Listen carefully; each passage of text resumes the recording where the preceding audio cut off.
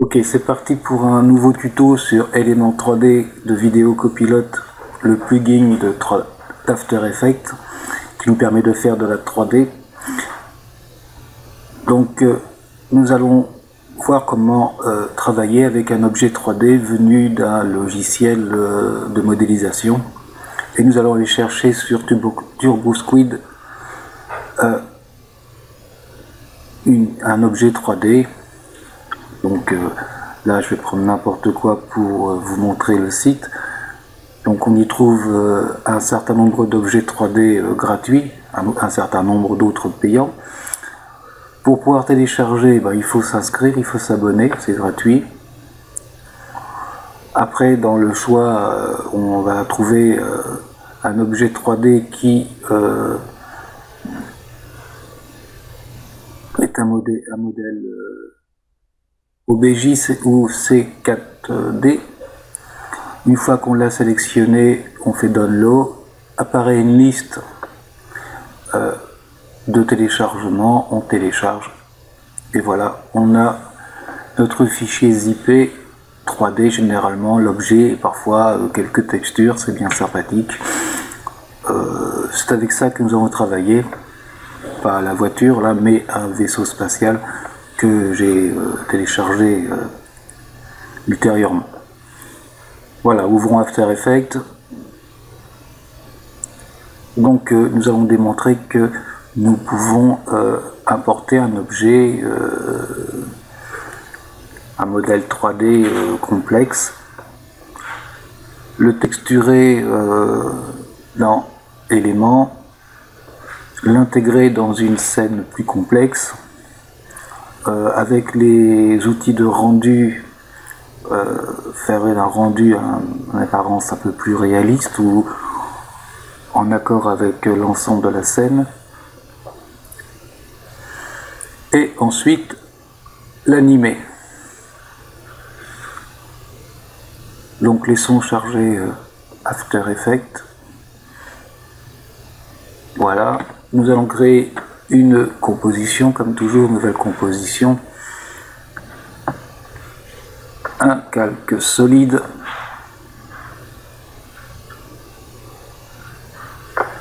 et une caméra 35 mm,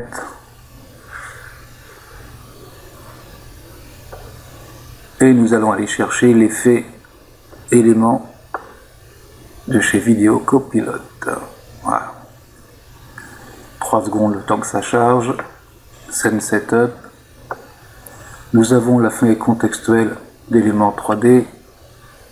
Nous cliquons sur Import, voilà, et je vais aller chercher là dans un disque dur externe mon petit vaisseau spatial.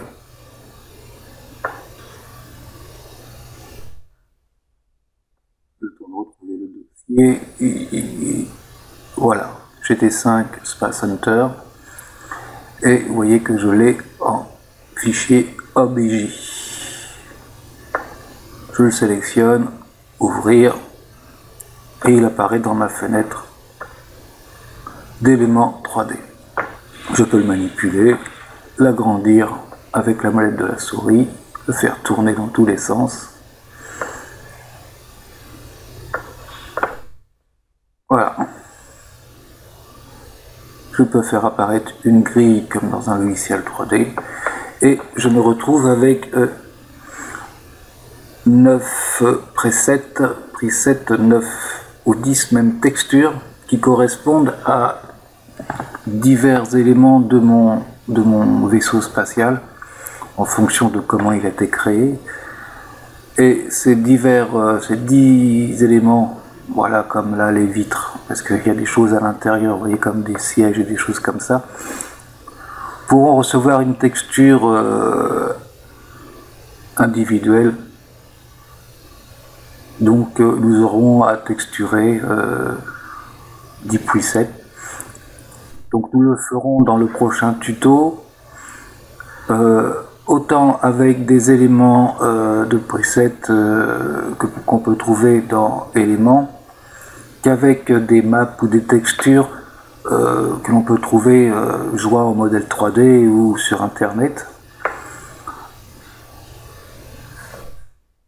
On regarde là dans les diffuses, on pourra rentrer des images et des normal bump. Normal bump qui nous sert à donner du relief à nos textures. Nous verrons que nous pouvons télécharger un plugin de NVIDIA qui travaille avec Photoshop pour faire des normal bump très rapidement.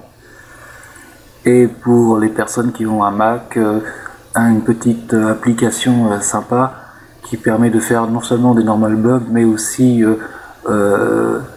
les diverses couches qu'on peut trouver sur une texture 3D. Donc les occlusions, les spéculars, les choses comme ça.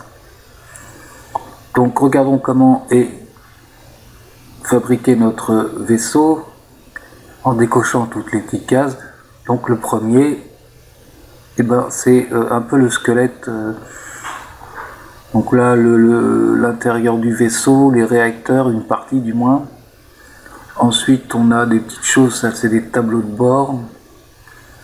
Marqué instrument là. Plasma, ce sont deux ailerons à l'arrière. Là, ici et là. Là, c'est la carlingue elle-même. Ici, les vitres.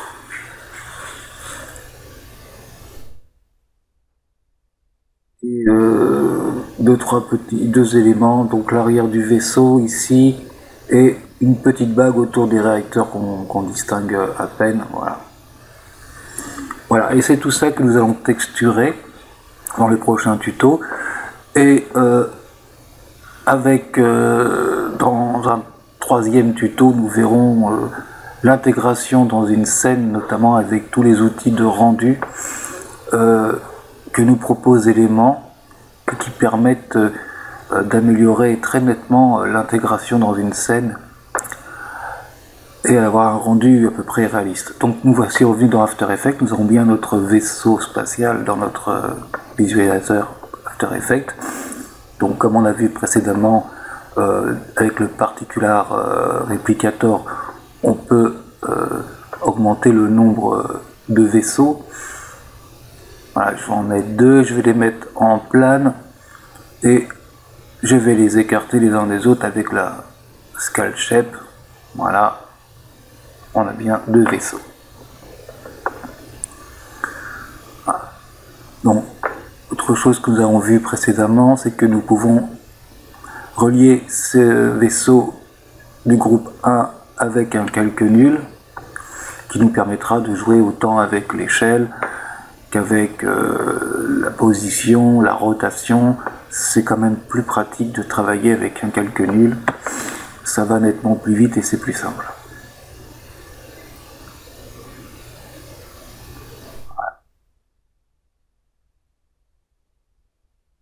Et nous pourrons aussi animer notre scène, bien entendu, avec une caméra. Voilà. Donc, voici la fin de ce premier tuto très simple. Importer un modèle 3D dans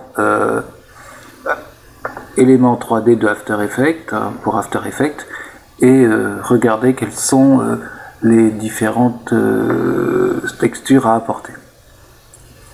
Je vous retrouve très bientôt dans la suite de ces tutos consacrés à éléments 3D. Bonsoir à tous.